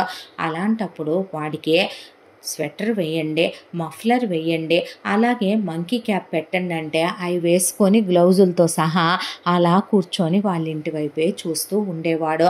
ఏదో తెలియని గుండెల్లో ఒక ఆనందం, అది తన దినచర్యగా మారిపోయింది ఆదిత్యకి. ఆ తర్వాత ఆది ఎక్కడున్నాడు? పైనే ఉన్నారు సార్ అంటే, ఆది అంటే ఆ డాడీ అంటే మళ్ళీ పైనే కూర్చున్నావు అనేసరికి హాయిగా ఉందని అలా ఆకాశాన్ని చూస్తూ కూర్చున్నా. ఏమిటో దా నాన్న భోంచేద్దాం అని ఆయన తీసుకెళ్ళి భోజనం పెట్టి పడుకోబెడుతూ ఇలా రోజులు నెలలు సంవత్సరాల కాలం గడిచిపోతూ కొన్నేళ్ల కాలం గడిచిపోయింది. ఒక రోజున ఆదిత్య ఇంటికి వచ్చేసరికి స్కూల్ నుంచే అప్పుడే సంధ్య వాళ్ళ ఇంటి ఎదురుగా అక్కడ ఏదో ఒక టెంట్ వేసి ఉంది. అయితే పక్కన ఫ్లెక్స్ మీద ఇక నూతన వస్త్ర బహూకరణ అని రాసుండేసరికి ఏం జరుగుతుంది అనే పనమ్మాయిని అడిగితే ఓణీలు ఫంక్షన్ చేస్తున్నారు బాబు, వాళ్ళ చిన్న పాపాయి ఉందిగా అని చెప్పేసరికి ఓ ఎప్పుడు చేస్తారు అంటే ఇప్పుడు 9వ ఏటికే చేసేస్తున్నారు వాళ్ళు, ఒకప్పుడు 11 ఏళ్ళ దాకా ఆగేవాళ్ళు అంది పనమ్మాయి. ఓహో అనుకున్న తర్వాత ఇలా రోజులు గడిచిపోతూ తను ఇంటర్ సెకండ్ ఇయర్కి వచ్చాడు. తను ఇంటర్ సెకండ్ ఇయర్కి వచ్చిన తర్వాత ఒక రోజున తనకి హెల్త్ బాగాలేదని ఇంట్లోనే ఉండి సంజయ్ ఇప్పుడే రాదు కదా అనే చూస్తూ ఉండగా ఆ రోజు మధ్యాహ్నం 2ంటికే సంధ్యని ఒక టీచరు తీసుకొచ్చి వాళ్ళ అమ్మకి అప్పగించే వ్యాన్లో ఆవిడ వెళ్ళిపోయిన తర్వాత సంధ్యని వాళ్ళమ్మ అలా ఒక పక్కకి కుర్చీలో కూర్చోబెట్టి ఇల్లంతా పసుపు నీళ్లు చల్లుకుంటోంది. అయితే ఏమైంది, సంధ్య ఒంట్లో బాలేదా, ఎందుకు మధ్యలోనే వచ్చేసిందే అనే దాంతో ఆదిత్య అక్కడ ఉన్న పనమ్మాయిని ఇట్రా అంటే ఏంటి బాబు గారు అంటే ఇంట్లో పసుపు నీళ్ళు ఎప్పుడు చల్లుతాం, అది ఎవరైనా బాలింత ప్రసవిస్తేనో లేదా నెలసరి అయిపోతేనో అని. ఏం బాబు గారు అనేసరికి ఏమీ లేదులే మా ఫ్రెండ్ వాళ్ళ అమ్మగారు చల్లుతుంటే అనేపాటికి ఏమైంది వాళ్ళ ఇంట్లో అంటే వాళ్ళ పాప స్కూల్ నుంచి ఎర్లీగా వెళ్ళింది, దాంతో అలా అదా బహుశా పుష్పవతి అయి ఉంటుందని అది తెగ సిగ్గుపడిపోతుంటే అంటే అన్నాడు. అనేసరికి ఎలా చెప్పాలి, ఈ ఇంట్లోనేమో వీళ్ళిద్దరూ మగపిల్లలు, ఆ అమ్మేమో అసలు పట్టించుకోదు అనేపాటికి అక్కడే ఉన్న కేర్ టేకరు మెచ్యూర్ అయితే గర్ల్స్ అలా చిన్న ఫెస్టివల్లా చేస్తారు అని చెప్పేసరికి ఓ తనకిప్పుడు 13 years కదో అయ్యో అనుకొని తను ఇప్పుడు మెచ్యూర్ అయిందా పెద్ద అయిందా అని ఆ తర్వాత డాబా మీదకి వెళ్ళి అలా చూస్తుంటే పెద్దవాళ్ళు ముసలివాళ్ళు రావటం, ఆ తర్వాత చాప మీద బెడ్షీట్ వేయటం, ఆ అమ్మాయిని అలా పడుకోబెట్టడం, ఆ తర్వాత వాళ్ళు పసుపులు అవి రాయటం, వెళ్ళటం, పిల్లను ముట్టుకోవద్దని చెప్పటం, చప్పటి తిండి పెట్టమనమని చెప్పటం అన్నీ వినపడుతుంటే అన్నీ వింటూ నుంచున్నాడు ఆదిత్య. ఈలోగా అమ్మ నాకు భయం వేస్తుంది, నేను ఈ చప్పటి తిండి తినలేను అంటే పాపం తినలేకపోతున్నట్టుంది అనుకున్నాడు ఆది. అనుకున్న తర్వాత ఇవే తినాలమ్మా, నువ్వు కిందేం పడుకోవద్దులే, నానమ్మకి అమ్మమ్మకి చెప్పకు అని. వాళ్ళ బిడ్డంటే వాళ్ళకెంతో గారాబం ఇష్టం కదా, దాంతో ఆవిడ మీరు కాస్త లోపలే పడుకోండి అనే పిల్లని ఆవిడ దగ్గరికి తీసుకొని ఆవిడ మంచం మీద పడుకోబెట్టుకుంది. అది చూసి ఆదికి చాలా ఆనందం అనిపించింది. ఆ తర్వాత ఆ అమ్మాయికి ఫంక్షన్ చేస్తున్నారు. ఆ అమ్మాయిని కూర్చోబెట్టి సిగ్గుపడుతుంది, టెన్షన్ పడుతుంది, కంగారు పడుతుంది. జీవితంలో ఇంతకన్నా లవ్లీ మూమెంట్స్ ఉంటాయా? ఉంటాయి. తను ఆ అమ్మాయికి లవ్ చెప్పే రోజు ఉంటాయి, తను ఆ అమ్మాయిని పెళ్లి చేసుకునేటప్పుడు ఉంటాయి, తను ఆ అమ్మాయితో ఫస్ట్ నైట్ చేసుకునేటప్పుడు ఉంటాయి, తను ఆ అమ్మాయినే తల్లిని చేసినప్పుడు ఇంకా చాలా లవ్లీ మూమెంట్స్ ఉంటాయి వాళ్ళిద్దరి మధ్య అనే అలా చూసుకుంటూ ఉండగా ఆ తర్వాత ఆ అమ్మాయి నేను చప్పటి తిండి తినలేను అంటాం, వాళ్ళమ్మ పెట్టడం అయిపోయాక కొన్ని రోజులకి సంధ్య స్కూల్కి వెళ్ళటం మొదలుపెట్టింది. ఆనందానికి అవధులు లేకుండా పోయి ఆదిత్య మా ఆవిడ పెద్దదైపోయింది అని చూసి మురిసిపోయేవాడు. అలా రోజులు గడిచిపోతూ ఆ అమ్మాయి ఇక పీరియడ్స్ వచ్చిన ఒక 3 నెలలు మాత్రం వాళ్ళు 5 days ఇంట్లోనే ఉంచుకొని స్కూల్కి పంపించకుండా ఉంచుకుంటే అలా చూస్తూ మేడం మీ 5 days రెస్ట్లో ఉన్నట్టున్నారో అని అటే చూస్తూ ఉండేవాడు. ఇలా గడిచిపోయిన తర్వాత ఒక రోజున నైట్ టైము సంధ్య వాష్రూమ్కి లేచినట్టుంది. ఇక అటే చూడటం ఆదిత్య పని కాబట్టి భయపడుద్దేమోనని అటే చూస్తూ ఉన్నాడు. ఈలోగా వాళ్ళమ్మ నాన్న ఎర్లీగానే పడుకుండిపోతారు. అయితే ఆ రోజున వాళ్ళమ్మ వంటగదిలో ఏదో పని చేసుకుంటూ ఉండగా వాళ్ళ నాన్న హాల్లో కూర్చొని టీవీ చూస్తున్నాడు. సంధ్య వాష్రూమ్కి వెళ్ళి వాష్రూమ్ నుంచి ఇంకా బయటికైనా రాలేదు, గ్యాస్ సిలిండర్ పేలిపోయే అక్కడికక్కడే సంధ్య వాళ్ళమ్మ వసంత నాన్న నాగేశ్వరరావు మంటలు అంటుకొని హాహాకారాలు చేస్తూ ఇల్లంతా తగలబడిపోయే, మనుషుల శవాలు అక్కడికక్కడే బొగ్గై కుప్పకూలిపోయినాయి. సంధ్య దిగ్భ్రాంతితో అలాగే నిలబడిపోయింది. సంధ్యని చూస్తున్న ఆదిత్య గుండె ద్రవించిపోయింది. వెంటనే పరిగెత్తుకుంటూ వెళ్ళాడు. అప్పటికే వాళ్ళ చుట్టాలు బంధువులు చుట్టుపక్కల వాళ్ళు పోగయ్యేసరికి ఆదిత్య కంటికి కూడా సంధ్య కనపడకుండా వాళ్ళు పక్కకి లాక్కెళ్ళిపోయేసరికి తను వెళ్ళటం మంచిది కాదు, మళ్ళీ అనవసరమైన ఇష్యూలు వస్తే నాన్నగారికి బ్యాడ్ నేమ్ వస్తుందని అలా వెనక్కి వచ్చి డాబా మీద నుంచి చూస్తూ ఉండగా తెల్లారి ఆ దొరికిన ఏదో కొద్దిగా కళేబరాలకి తీసుకెళ్ళి వాళ్ళ అంత్యక్రియలు చేసేసుకొని వచ్చిన తర్వాత ఈలోపు పిల్లని ఎవరు తీసుకెళ్ళాలి, ఆస్తి వివరాలు ఏంటి అని మాట్లాడుకుంటుంటే రూపాయి ఆస్తిపాస్తులు ఏమీ లేవు. ఇది కూడా ఏమీ సొంత కొంప కాదు, అద్దె కొంపే. ఇక వాళ్ళకున్న బంగారాలు అవి ఇవి కూడా ఏమీ లేదు, వాడికున్న ఆ ప్రైవేట్ ఉద్యోగం తప్ప అని వీళ్ళు మాట్లాడుకుంటూ ఉండగా మరి ఇప్పుడు దీన్ని ఎవరు తీసుకెళ్ళాలి అనుకుంటుంటే ఆదిత్య గుండె చెరువైపోయింది. దాంతో ఇంట్లోనే ఉన్న రవికాంత్ని డాబా మీదకు తీసుకొచ్చి వాళ్ళని ఎప్పటి నుంచో చూస్తున్నాను, ఆయన ఆవిడ చాలా మంచి పేరెంట్స్ నాన్న, వాళ్ళు చనిపోయారు, ఇప్పుడు తనకెవరూ లేరుగా, తీసుకొచ్చి మన ఇంట్లో ఉంచుకొని మనం చదివిద్దామా, తన్నే హెల్ప్ చేసినట్టు అవుతుందిగా డాడీ అని ఒకవైపున ఆదిత్య మాట్లాడుతూ ఉండగా అడ్డమైన వాళ్ళని తీసుకొచ్చి నువ్వు ఇళ్లల్లో పెడితే వయసుకు వచ్చిన ఆడపిల్లని, ఇద్దరు మగపిల్లలున్న ఇంట్లో మీ నాన్న ఊళ్ళ మీద తిరిగొస్తూ నేను బయటికి వెళ్తే ఏదైనా జరగడానికి జరిగితే ఎవడు పూచికత్తో వాళ్ళ బంధువులు మీరెవరు అని అడుగుతారు.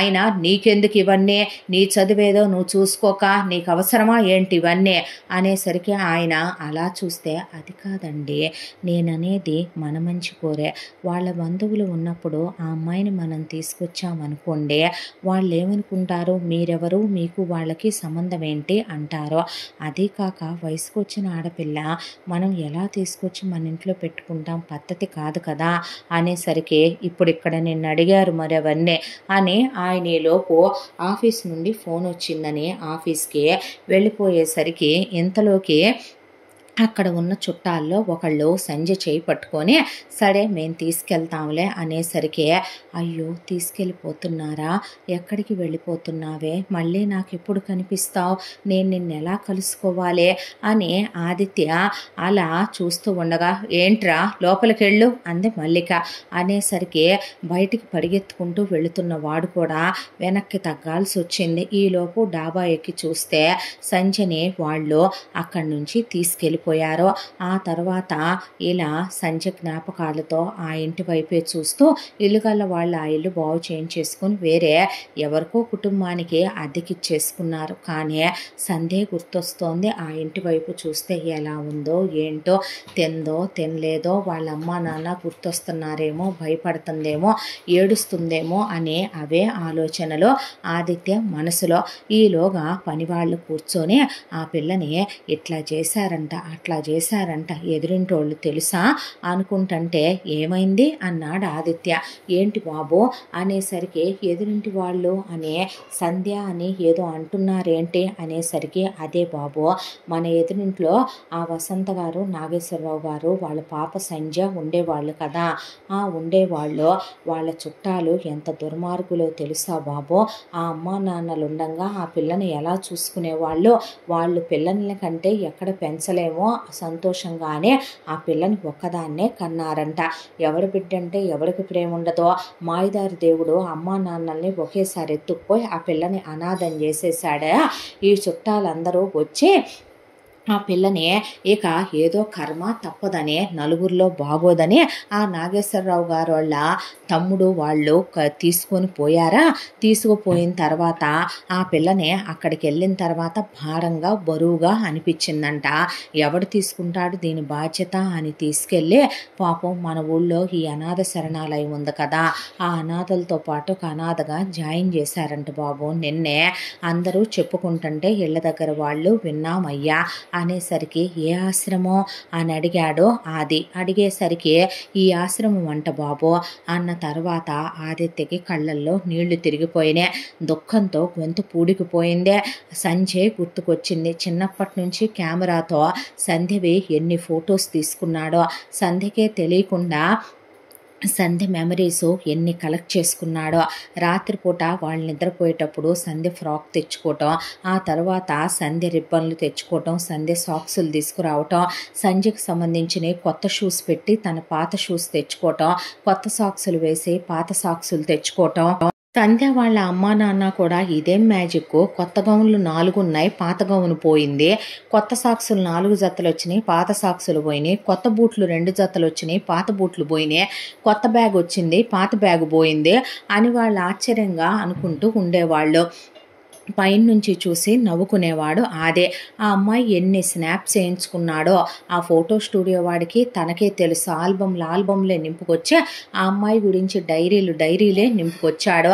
ఆ అమ్మాయి కోసమని తను ఎన్ని గిఫ్ట్లు కొన్నాడో వార్డ్రోబులన్నీ నింపుకుంటా వచ్చాడో ఆ గిఫ్టులతో. ఈరోజు ఆ అమ్మాయి అనాథ అయిపోవటం, ఆ అమ్మాయి దిక్కులేని దానిలో ఉండటం, ఆ అమ్మాయి లైఫ్ అలా కాకూడదు. తను బ్రతికి ఉండగా ఆ అమ్మాయి అనాథ ఎలా అవుతుందే? తనకు కాబోయే భార్య, తను ప్రేమించే అమ్మాయి, వాళ్ళ అమ్మా నాన్న లేకపోయినంత మాత్రాన తను బతికే ఉన్నాడుగా అనే దాంతో ఆ రోజు రవికాంత్ ఎర్లీగా ఇంటికి వచ్చాడు. డాడీ, నేను మిమ్మల్ని ఒక మాట అడగొచ్చా అంటే, ఏంటి నాన్న అంటే, నాకు కొంత అమౌంట్ కావాలి. ఎందుకు ఏంటి అని అడగకుండా ఇవ్వగలవా నాన్న? ఒక మంచి పని కోసం అడుగుతున్నాను అంటే, నిజంగా మంచి పని కోసమేనా?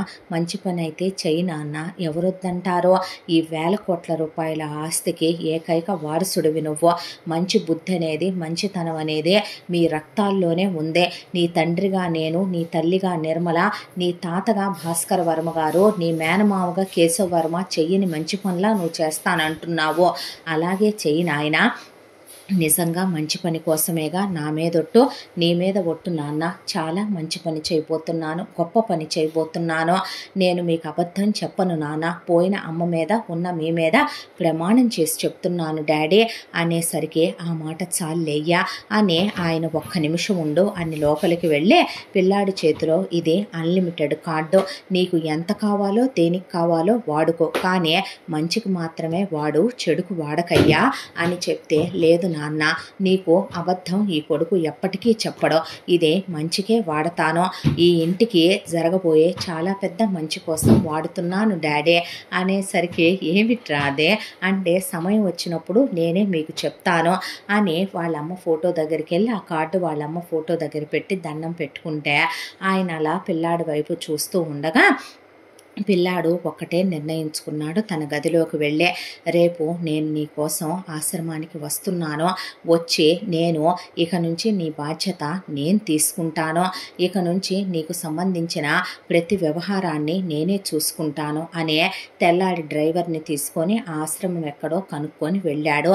వెళ్ళిన తర్వాత, మీ దగ్గర సంధ్య అని ఒక అమ్మాయిని జాయిన్ చేశారు కదా, ఇక నుంచి ఆ అమ్మాయికి సంబంధించిన అన్ని రెస్పాన్సిబిలిటీసు నేనే తీసుకుంటాను, ఆ అమ్మాయికి ఇక నుంచి నేను స్పాన్సర్నే, మీరు ఆ అమ్మాయికి ఏమవుతారు సార్ అంటే, నా పేరు నా గురించే వివరాలు మీకు అనవసరం, అలాగే నాకు తెలియకుండా తన విషయంలో మీరే డెసిషన్లు తీసుకోవద్దు, తన్నెవరికైనా దత్తతలు ఇవ్వటాలో, తన్నెక్కడి నుంచి పంపించేటాలో అలాంటివేవి మీరు చేయడానికి వీల్లేదు, అర్థమవుతుంది కదా అన్నాక, అలాగే సార్ అన్న తర్వాత, సంధ్యకే పుణ్యం ఉంటుంది అని సంధ్యతో పాటు ఇంకో 10 మంది ఆడపిల్లలు మగపిల్లల్ని కూడా నేనే స్పాన్సర్షిప్ చేసి చదివిస్తానని, చదివిస్తే పుణ్యం అని వాళ్ళని కూడా చదివిస్తానని చెప్పాడు. కానీ ఆ రోజు నుంచే సంధ్య స్టైలే మారిపోయింది. సంధ్యని చాలా పెద్ద ఓ గ్రేడ్ ఏసీ స్కూల్లో వేసి, ఆ తర్వాత సంధ్యకి హెల్తీ ఫుడ్ పెడుతూ, సంధ్యకి కాస్ట్లీ బట్టలు, ఆ అమ్మాయికి ఏసీ రూము, ఆ అమ్మాయికి మెత్తటి డన్లప్ పరుపులున్న బెడ్లు,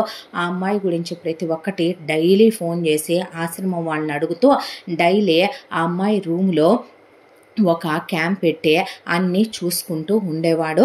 ఆ అమ్మాయికి సంబంధించిన విషయాలన్నీ కూడా అదే, ఇక నుంచి నీకు నేనున్నానురా, నువ్వు అనాథవి కాదు, నీకు అమ్మా నాన్న లేరనే బాధ ఉండకూడదు. సంధ్య ఇవన్నీ ఎవరు చేస్తున్నారు అంటే, స్పాన్సర్ అమ్మా అంటే, ఆయన ఫోటో ఉంటే ఇస్తారా మ్యామ్? అమ్మా నాన్న లేని నాకు ఆయనే అమ్మాయి నాన్నయ్య దేవుళ్ళ నన్ను చూసుకుంటున్న ఆయన్నే దేవుళ్ళ పూజించాలని ఉందే, ఆయన ఫోటో ఉంటే ఇస్తారా మ్యామ్ అని అడిగింది సంధ్య. స్పాన్సర్ని దేవుడిగా భావించిన సంధ్య స్పాన్సర్ ఫోటో ఇవ్వరా అనే ఆశ్రమం ఆంటీని అడిగితే లేదమ్మా, వారి ఫోటో నా దగ్గర ఏమీ లేదు, వారు ఏదో ఒకరోజు వారే వచ్చి నీతో మాట్లాడి వారే నీకు కనిపిస్తానని చెప్పారు అనేసరికి సరే అనేసి సంధ్య లోపలికి వెళ్ళిపోయింది. ఇలా మీ గురించి సంధ్య అడిగింది అనే విషయం ఆదిత్యకి చెప్పింది ఆశ్రమం ఆవిడ. సంధ్యకి అక్కడ అన్ని ఫెసిలిటీసు ఎలా ఉంటున్నాయా అని చూసిన ఆదిత్యకి ఎంత తను అమ్మాయికి అన్నీ కరెక్ట్గా చూసినప్పటికీ ఎందుకో ఆశ్రమం వాతావరణంలో ఆ అమ్మాయి ఉండటం తన అనాథ అనే ఫీలింగ్ తీసుకొచ్చినట్టుగా అనిపించటంతో తను ఒక పని చేశాడు. ఆ ఆశ్రమం పక్కనే ఒక ఇల్లు అమ్మకానికి ఉంది. అది చిన్నదే, పాతబడిపోయిన ఇల్లు. దాంతో డబ్బులు పెట్టి ఆ జాగా కొన్నాడు. కొన్న తర్వాత అక్కడ ఉన్న ఆ ఇల్లుని పడేయించేసి నీట్గా అక్కడ ఒక 2 గదులు ఇల్లు అందంగా వేయించాడు. వేయించిన తర్వాత అందులో అందమైన wall colours, wall paints, bath tubs, షవర్లు, గీజర్లు అన్నీ పెట్టించి ఆ 2 గదుల్లో ఏసీలు పెట్టించే ఇల్లంతా అందంగా రెడీ చేయించే చిన్నప్పటి నుంచి తను సంధ్యను చూస్తూ ఉండేవాడు. పింక్ బూట్లే కావాలి, పింక్ సాక్స్లే కావాలి, పింక్ ఫ్రాకే కావాలి, నాకు పింక్ బెడ్షీటే కావాలి, పింక్ పిల్లో కవరే కావాలి, పింక్ బ్యాగే కావాలి, పింక్ పెన్సిల్ బాక్సే కావాలి, అన్నీ పింకులో ఉండాలని వాళ్ళ అమ్మా నాన్ననే మారాన్ చేసేది. దాంతో ఆ గదిలో క్వీన్ బెడ్ వేయించి దాని మీద ఆ అమ్మాయి పడుకునే ఒక బెడ్షీటే 25,000 రూపాయలు పెట్టి ఆ అమ్మాయి కప్పుకునేటటువంటి క్విల్ట్ లాంటివి చాలా ఖరీదైనవి కొనుక్కొచ్చే ఆ ఇల్లంతా చాలా బ్యూటిఫుల్గా వాల్ క్లాక్ దగ్గర నుంచి అన్నీ పింక్లో ఉండేలాగా ఆ అమ్మాయికి ప్రతిదీ స్పెషల్గా ఉండేలా వార్డ్రోబు, షెల్ఫ్, మేకప్ థింగ్స్, అందులో ఆ అమ్మాయి బట్టలు, ఆ అమ్మాయి బుక్స్కి స్టడీ రూమ్ లాగా వేరే ఒక రూము, అందులో స్టడీ టేబుల్ పింక్ కలర్లో, అందులో ఆ అమ్మాయికి స్పెషల్గా లైట్స్ అన్నీ ఉండే విధంగా చాలా అందంగా తయారు చేయించాడు. ఆ తర్వాత ఆ అమ్మాయిని ఆ ఇంట్లో ఉంచమని, ఆ అమ్మాయికి ఆశ్రమంలో పిల్లలకి పెట్టిన ఫుడ్స్ లాంటివి పెట్టొద్దని ఆ అమ్మాయి కోసం వేరే ఒక కుక్ని పంపిస్తున్నాను అని చెప్పి ఆ కుక్తో ఆ అమ్మాయికి నచ్చిన ఫుడ్ వంట చేసి పెట్టమంటే ఆ కుక్కు ఈ అమ్మాయి దగ్గరే ఉండి చెప్పమ్మా నీకేం కావాలని అడిగి లేడీ కుక్కు అక్కడే ఉంటూ 24/7 ఆ అమ్మాయికి కావలసినవి వండి పెడుతూ ఆ అమ్మాయికి అలాట్ చేసిన 2 గదులు కాక బయట ఉన్న సర్వెంట్ క్వార్టర్స్లో ఉండే ఆ అమ్మాయి ప్రైవసీకి డిస్టర్బ్ అవ్వకుండా వచ్చి వండి పెట్టి వెళుతూ ఉండేది. VVIPలకి కూడా సాగదేమో అలా సాగేలాగా ఏర్పాటు చేశాడు ఆది సంధ్యకి. ఆ తర్వాత ఇటువైపున సంధ్య చదువుకునే స్కూలు, సంధ్య చదువుకునే బుక్స్, సంధ్య వెళ్ళేటటువంటి స్కూలు బస్సు, ఏసీ స్కూలు, అక్కడ ప్యూర్ ఇంగ్లీషు చెప్పేదే, దానికి తోడు డాన్స్ నేర్చుకుంటుందా, మ్యూజిక్ నేర్చుకుంటుందా అని ఆశ్రమం ఆవిడతో అడిగిస్తే నేర్చుకుంటాననటంతో డాన్సు, మ్యూజిక్ అన్నీ నేర్పించుకుంటూ వస్తున్నాడు. ఇలా ఆ అమ్మాయిని కంటికి రెప్పల, కాలు కింద పెట్టనివ్వకుండా అందాల ఆడబొమ్మల ఆ అమ్మాయిని తయారు చేసుకుంటూ ఎంత ఉన్నా ఆ అమ్మాయి మనసులో ఒక లోన్లీనెస్, అమ్మా నాన్న లేరే అనే, తనొక అనాథనే అనే. ఆ అమ్మాయికి అది గుర్తు రాకుండా తనైతేనే చూసుకోగలడు. ఇంకెంతో దూరం లేదులే బంగారం, నీ చదువు అయిపోగానే మనం పెళ్లి చేసేసుకుందాం అని అనుకుంటూ ఉండగానే ఈలోపు తందే అదుగో ఇదిగో అనే ఇంజనీరింగ్ కంప్లీట్ అయిపోయింది. ఇంజనీరింగ్ కంప్లీట్ అయిపోయిన తర్వాత తను MBA చెయ్యాలి, ఎందుకంటే ఆ బిజినెస్లన్నీ తను చూసుకోవాలి కాబట్టి. అలా తన ఇంజనీరింగ్ అయిపోయేపాటికి సంధ్యదే 10th ఇంటర్ కూడా కంప్లీట్ అయిపోయి అప్పటికే సంధ్య ఏ మెడిసినో ఏ ఇంజనీరింగో చదువుకుంటుందేమో, చాలా పెద్ద యూనివర్సిటీలో సీట్ తీసుకోవాలని తను అనుకుంటుంటే డిగ్రీ చదువుకుంటానంటుందనే వార్డెన్ చెప్పేసరికి ఫస్ట్ టైం వెళ్ళే ఆ అమ్మాయిని మీట్ అవ్వాలనుకున్నాడు. కాకపోతే ఆ అమ్మాయికి తను ఎదురు పడకూడదని ఒక రూమ్లో చాలా పెద్ద మందపాటి కర్టెన్ వేయించి ఆ కర్టెన్కి యువతల వైపున తను కూర్చొని అవతల వైపున ఆ అమ్మాయిని నిలబెట్టమని చెప్పాడు. వస్తే ఆ అమ్మాయి నమస్కారం అండి, గుడ్ మార్నింగ్ అన్న తర్వాత ఇది ఇంకా పెద్దదవ్వలేదు అనే గుడ్ మార్నింగ్ అన్న తర్వాత అదేంటి ఏ ఇంజనీరింగో మెడిసినో చేయొచ్చు కదా, డిగ్రీ చేస్తానన్నావంట, ఏ రోజుల్లో ఉన్నాం మనం అంటే ఆ మాటకి లేదండి నాకు అంత పెద్ద చదువరిని నేను కాదు. బ్లడ్ చూస్తే కళ్ళు తిరుగుతే డాక్టర్ చదవలేను. ఇంజనీరింగ్ మీద అంత ఆసక్తి లేదు. దాంతోనే ఏం పర్వాలేదండి, నేను డిగ్రీ అయినా చాలా బాగా చదువుకుంటాను. డిగ్రీ చేసి పీజీ చేసి కష్టపడి ఒక గవర్నమెంట్ ఉద్యోగం తెచ్చుకొని నేను చాలా నిజాయితీగా పనిచేసి ఒక ఐఏఎస్ లాంటిది అవ్వాలని నా కోరిక.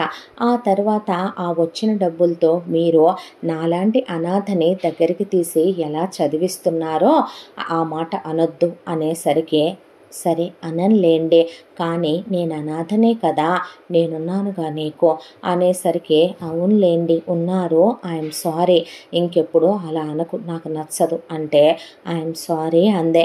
అన్న తర్వాత నేను చాలామందికి హెల్ప్ చేయాలనుకుంటున్నాను అనేసరికి, సరే నీ ఇష్టం అన్న తర్వాత, మిమ్మల్ని ఒకసారి చూడొచ్చా, మీతో మాట్లాడొచ్చా, మిమ్మల్ని చూసి మీకు థ్యాంక్స్ చెప్పాలని ఉందండి అంటే, నీ ఎడ్యుకేషన్ అయిపోనివ్వు, ఆ రోజు నేనే నీకు కనిపించి నీతో మాట్లాడతాను అంటే ప్రామిస్ అనే చెయ్యి బయటికి చాపిందే.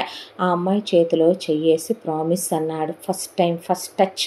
తను ప్రేమించిన అమ్మాయి, తను పెళ్లి చేసుకోవాలనుకున్న అమ్మాయి, తన జీవితం అనుకున్న అమ్మాయినే అలా తాకేసరికి గుండె పులకించిపోయిందే. ఈ 4 సంవత్సరాలుగా ఒక అమ్మాయికి ఒక అబ్బాయి ఎలా ఉంటే నచ్చుతాడు, కాలేజీలో చాలామంది అమ్మాయిలు తనకి ప్రపోజ్ చేస్తే, మనలో మన మాట, నాలో ఏం నచ్చిందే మీకు అని అడిగితే, నీకేం తక్కువరా బాబు, రిచ్ కిడ్వి, అందంగా ఉంటావు, హైట్ ఉంటావు, పర్సనాలిటీ ఉంటుంది, ఇంకా జిమ్ చేస్తేనా హీరోయే అనేసరికి, అంటే అమ్మాయిలకు అబ్బాయిల మీద ఎక్స్పెక్టేషన్స్ ఉంటాయి. ఇదివరకు ఇట్లాగా కాదు. ఈ రోజుల్లో నాన్నలా సన్నగా ఉంటే అవ్వదు, నాన్న స్టౌట్గా ఉంటాడు, కానీ నేను అలా కాదు, ఫిజిక్ మెయింటైన్ చేయాలనే ఈ ఇంజనీరింగ్ 4 సంవత్సరాల్లో మంచి ప్రోటీన్ ఫుడ్, హెల్దీ ఫుడ్ తింటూ తన లైఫ్ స్టైల్ని చేంజ్ చేసుకొని తను అలా జిమ్కి వెళ్ళి బాడీ బాగా పెంచేసరికి అలా చూస్తూ, రవికాంత్ ఏంటి నాన్న ఇదే అంటే, ఏమైంది డాడీ, ఏమన్నా ఉన్నావురా సినిమా హీరోలాగా, కండలు పెంచేసావు మొత్తానికి అనేపాటికి, బాగున్నానా డాడీ, నీకే నానా నా బంగారు కొండవైతే అని ప్రతి రాత్రి ఆయన పిల్లాడి దగ్గర పడుకుంటే మళ్ళీకి వచ్చి, రండి నాకు మీరు కావాలనిపిస్తున్నారండి రండి అంటే ముసుగేసుకొని పక్క తిరిగి పడుకునేవాడు. ఇక అటు తిరిగి ఆదే, నాన్న పిన్ని రమ్మనేంత వరకు వెళ్ళడు అంటే, పిన్ని నాన్న మనసులో భార్య స్థానాన్ని తీసుకోలేకపోయింది. ఆయన ఒక్కోసారి భార్య ఫోటో వైపు అలా చూసుకుంటూ మైమరిచిపోయి నవ్వుకుంటుంటే, ఏంటి డాడీ అంటే, కొడుగ్గా కొన్ని నీకు చెప్పలేనులేరా అంటే, అమ్మతో గడిపిన రొమాంటిక్ క్షణాలు నాన్నకి గుర్తొస్తున్నట్టున్నాయి. అమ్మ మధుర స్మృతులతోనే నాన్న కాపురం చేసుకుంటూ హ్యాపీగా బ్రతికేస్తున్నట్టున్నాడు అని ఒక్కొక్కసారి ఆయన వెళ్ళి అవతలకి, చిరాగ్గా ఉంది నాకంటే, మీ కాళ్ళు పట్టుకుంటానండి, ఈరోజు నా వల్ల కాదు, చచ్చిపోతాను నేను మీరు రాకపోతే అంటే వెళ్ళి ఆయన స్నానం చేసి వచ్చి మళ్ళీ పిల్లాడి దగ్గరే పడుకుంటే, అదేదో పిన్నితో పడుకోవచ్చు కదా అంటే నాన్న హర్ట్ అవుతాడు. అమ్ముండుంటే బహుశా తన బెడ్రూమ్ వేరే ఉండేదేమో కదో, పగలంతా వేరే ఉన్నా రాత్రికి తన పక్కన పడుకోపోతే నాన్న అసలు ఊరుకోడు అని ఆ అబ్బాయి మెదలకుండా పడుకొని నవ్వుకుంటూ ఉండేవాడు. ఈలోగా ఇలా 2 సంవత్సరాల తన MBA కూడా కంప్లీట్ అయ్యే పర్ఫెక్ట్ జెంటిల్మెన్లా, హీరోలా, మీసాలు గడ్డాలు అన్నీ వచ్చి మంచి జిమ్ బాడీతో చాలా అందంగా ఉన్న ఆది ఒక రోజున వాళ్ళ నాన్నతో షటిల్ ఆడుతూ, డాడీ మీ చేతికున్న కడ చాలా బ్యూటిఫుల్గా ఉంది అంటే, ఇది మీ అమ్మ ఇచ్చింది నాన్న, ఎప్పటికీ తీయొద్దందే, వజ్రాలు పొదిగిందిరా ఇదే, నా ప్రాణం లేకపోయినా సరే నేను పోయే రోజు కూడా దీంతోనే తగలయాది నన్ను అంటే, ఏం మాటలు డాడీ అవే అన్న తర్వాత, నచ్చిందా ఇదే అన్నాక, చాలా బాగుంది అన్న తర్వాత, కొడుకు కోసమని ఆయన చాలా స్పెషల్గా ₹1,00,00,000 ఖర్చు పెట్టి ఒక స్పెషల్ కడ, చాలా వాల్యుబుల్ డైమండ్స్ వేయించి తెప్పించే ఆది చేతికి వేస్తే, ఏంటి నాన్న ఇదే, రేపటి నుంచి నువ్వు ఆఫీస్కి వస్తున్నావు, నీకు అన్నీ స్పెషల్గా ఉండాలని నీ కోసం ఈ సూట్లు తెప్పించాను, ఈ బ్లేజర్లు తెప్పించాను, నీ కోసం ఈ వాచ్ కలెక్షన్ నాన్న, అన్నీ రోలెక్స్ బ్రాండ్లే ఉన్నాయి ఇందులో, నీ కోసం స్పెషల్గా కొన్న కార్లు అవే, నీ కోసం అని స్పెషల్గా కొన్న షూస్ ఇవే, నీ కోసం ప్రతిదీ స్పెషల్గానే తెప్పించాను కన్నా అనేసరికి అలా చూస్తూ మల్లిక, చిన్నోడు కూడా వస్తానంటున్నాడు, వాడు ఇంజనీరింగ్ కన్నా చదవనంటున్నాడు అంటే వాడు ఆఫీస్కి రావటానికి ఆఫీసు వాడిది కాదు కదా మల్లిక. ఈ ఆస్తి మొత్తానికి ఏకైక వారసుడు, ఈ 1,000 కోట్ల రూపాయల ఆస్తికి వారసుడు ఆదిత్య కదా. ఎలా వస్తాడో? మనోహర్ రాకూడదు, అది తప్పు. నేను వేరే చోట జాబ్ వేయిస్తాను, మనోహర్ని వెళ్ళి ఆ జాబ్ చేసుకోమను. 25 కోట్ల రూపాయలు వాడికి ఇవ్వాలనుకున్న ఆస్తి ఇప్పటికి డబల్ అయిందే. ఆ డబల్ అయిన 50 కోట్ల రూపాయల ఆస్తికే నీ కొడుకు వారసుడు. అంతేకాని ఈ 1,000 కోట్ల రూపాయల ఆస్తి కేశవ్ వర్మ బావ వెళుతూ 80% ఆదిత్యకి రాసింది. అలాగే నిర్మలకి వాళ్ళ అమ్మా నాన్న పెట్టిన 20% వెరసి మొత్తం ఆదిత్యకే చెందే ఆస్తిదే, ఎవరిది కాదు. దీని మీద ఆశలు పెంచుకోవద్దు. ఇప్పటికే నాకు ఒక డిసప్పాయింట్మెంట్ ఉండిపోయిందే. ఏంటి డాడీ అది అంటే, మనం పాతింట్లో ఉండేవాళ్ళం నాన్న. అక్కడి నుండి ఇక్కడికి వచ్చేటప్పుడు మీ అమ్మకి 4 పెద్ద పెద్ద పెట్టెలతో నగలు పెట్టారు మీ అమ్మమ్మ గారు వాళ్ళు. అందులో ఒక పెట్టె ఎలా మిస్ అయిందో బాక్స్ నగలు మిస్ అయిపోయినాయి. 3 బాక్సులే వచ్చినాయి. అవే కోడల కోసమని, నీ భార్య కోసమని నేను జాగ్రత్త చేసి అట్టి పెట్టాను అంటే, పోనివ్వండి డాడీ, పోయాయిగా, కానీ ఎలా పోయాయి అన్నదేరా నాకెంత దిగులు పట్టేసుకుందో తెలుసా. అమ్మది చిన్న ముక్కు పుడకపోతేనే తట్టుకోలేను నేను. పోలీస్ స్టేషన్ చుట్టూ తిరిగాను, చాలామందితో ఎంక్వైరీలు కూడా చేయించిన ఆ నగల పెట్టె గురించి మాత్రం బయటికి రానే లేదు అని ఆయన అంటుంటే, వదిలేయండి డాడీ అన్నాడు ఆది. ఆ తర్వాత ఆది ఆఫీస్కి వెళ్ళటం మొదలుపెట్టాడు. ఆఫీస్కి వెళ్ళటం మొదలుపెట్టిన తర్వాత ఈలోగా ఇక అనుకుంటున్నాడు, తన పీజీ కంప్లీట్ అయిపోతుంది. పీజీ కంప్లీట్ అయిపోయేసరికి నేను మిగతా అన్ని రెడీ చేసేసుకోవాలి. తను ఇంకా ఏం పెరుగుద్ది, ఇంకా ఏమి ఎదుగుద్ది, ఇంకా ఎదగటం ఆగిపోయింది కదా. కాబట్టి నా పనులు నేను స్టార్ట్ చేసుకోవాలేమో అని ఆ అమ్మాయిని చాలా అపురూపంగా చూసుకోవాలి అనుకుంటాడు. కాబట్టి ఆ అమ్మాయి కోసం డ్రెస్సులు కొని పంపించాడు, ఇన్నాళ్ళుగా చీరలు కొని పంపించాడు. గోల్డ్ డైమండ్స్ లాంటివి కొని పంపకూడదు కాబట్టి ఖరీదైన స్వెటర్లు, ఖరీదైన చెప్పులు అన్నీ కొని పంపిస్తూ ఉంటాడు. ఆ అమ్మాయి సైజులన్నీ తనకి తెలుసు. ఆ అమ్మాయి ఇన్నర్ సైజులు కూడా తెలుసు, కానీ పద్ధతి కాదని తను కొనడు. వాటికి మాత్రం అమౌంట్ పంపిస్తాడు. ఆ అమ్మాయికి పాకెట్ మనీ పంపిస్తాడు. శారీ పంపించినప్పుడు ఆ అమ్మాయి ఆ శారీలో అలా ఫేర్వెల్కి, ఫ్రెషర్స్కి వెళుతుంటే ఆ అమ్మాయి ఫొటోసు ఎన్ని తీసుకున్నాడో. ఆ అమ్మాయి ప్రతి జ్ఞాపకం తన దగ్గర ఉంటుంది. ఆ అమ్మాయి కోసం సెలూన్ వాళ్ళు ఆ అమ్మాయి ఉండే హోమ్ దగ్గరికి వెళతారు. ఆ అమ్మాయి ప్రతిదీ అద్భుతంగానే ఉంటుంది. సంజ కోసమే బ్రతుకు అన్నట్టు అయిపోయింది ఆదిత్యదే.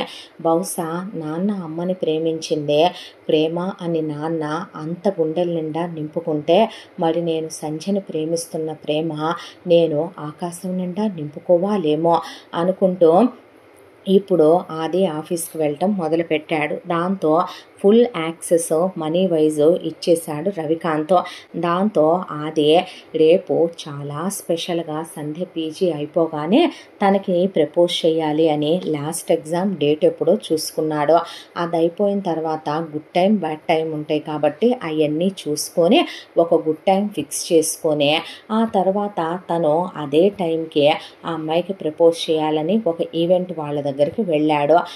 ఇంతటితో చిన్న కోడలు 2వ భాగం పూర్తి. 3వ భాగంతో మళ్ళీ కలుసుకుందాం. తప్పకుండా మన ఛానల్ని లైక్ చేయండి, షేర్ చేయండి, సబ్స్క్రైబ్ చేయండి, బెల్ ఐకాన్ క్లిక్ చేసి ఆల్ అనే బటన్ని ప్రెస్ చేయడం మర్చిపోకండి. ఇంత మంచి కథనే మనకు అందించిన కథా రచయిత్రి యామిని శ్రీనివాస్ గారు. 3వ భాగంతో మళ్ళీ మీ ముందుకు వస్తాను. Thank you so much.